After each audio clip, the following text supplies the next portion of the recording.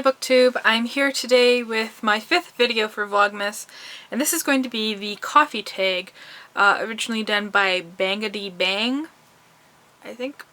I have my cup of coffee in my Hello Dolly cup. It's triple. If you're Canadian, you know what I'm talking about. I like my coffee sweet.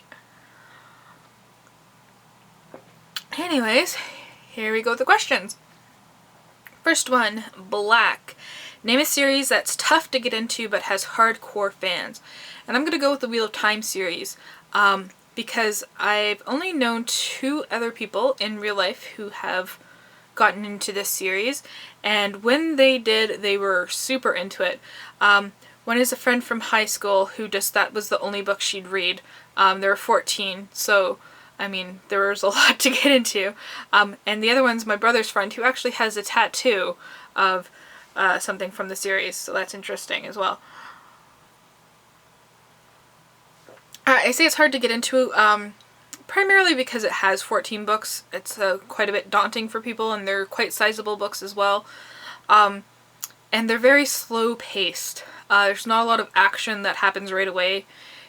Throughout the books, it's kind of like a slow burn, but it's worth it. It's worth it to get to the world building and everything of this series. I'm currently halfway through it, so there we go. Question numero dos, Peppermint Mocha. Name a book that gets more popular during the winter or a festive time of year. And I love Peppermint Mocha. I love peppermint flavored anything. So the book I'm going to go for is Hogfather by Terry Pratchett. Sorry, I've been drinking my coffee too fast. The Hogfather in the Discworld series is their version of Santa Claus.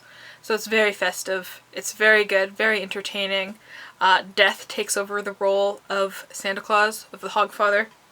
So all sorts of hijinks ensue. And it's by Terry Pratchett, so it's wonderful to read. Number 3, Hot Chocolate. What is your favorite children's book? And I'm gonna have to go with The Stinky Cheeseman and Other Fairly Stupid Tales by John Siska, which is a kind of fun, almost kind of interactive read in the way that the book itself is constructed. There's lots of different kind of pictures, and the words are done in fun ways, and it's kind of like a really fun, sarcastic, making fun of fairy tale kind of book, and I really like that. Question 4, Double Shot of Espresso, sorry. Name a book that kept you on the edge of your seat from start to finish, and that's gonna have to be Gone Girl. Most of you know why. It's just kind of like you have to know what happens, if what's happening is real or not. Yes. Question 5 is Starbucks. Name a book you see everywhere. And I'm going to say that on BookTube, everyone I watch seems to be reading Robin Hobb lately. So she seems to be everywhere. Not just one particular book, but whole series and stuff like that. Number 6, That Hipster Coffee Shop. Give a book by an indie author a shout out. I'm going to have to go with one that I've been tooting the horn of a lot lately, and that's The Dead Kid Detective Agency by Evan Munday. It is a wonderful kind of middle school YA type novel about a young girl who accidentally raises 5 kids, 13, 14-year-olds, from the dead, and they go about and solve mysteries. It's very good. Question 7. Oops, I accidentally drank decaf. I'm caffeinated at the point now where my tongue is trying to go faster than my brain, or the other way around, or something like that. Anyways, so I gotta name a book that I was expecting more from, and I'm gonna have to say Oryx and Crake by Margaret Atwood. It was my first Margaret Atwood book. Being a huge lover of Canadian literature and hearing so much about Margaret Atwood and how she's this wonderful author and all this stuff, and then reading it and getting to know more about Margaret Atwood, I was very let down by the style of writing. It was kind of plotting, narrative, blah blah blah blah blah blah blah. and I didn't really enjoy it. So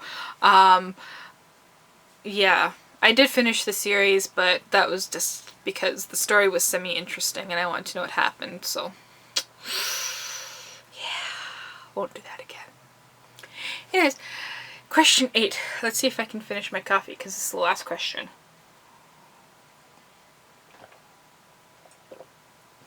Not gonna do it. Anyways, the perfect blend, which for me includes lots of sugar. Name a book or series that was both bitter and sweet, but ultimately satisfying. I thought a lot about this, and there goes my brain going faster again. Thank you, caffeine. Anyways, I thought a lot about this, and that's gonna have to be A Long Way Gone by Ishmael Bea, because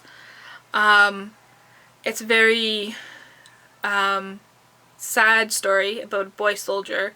It's not a story, it's a memoir, and about the atrocities that he was forced to commit and that he witnessed, but ultimately satisfying because he is bringing his story out to an audience, and he did actually, you know, was able to write this book, obviously, and make something out of that unfortunate part of his life.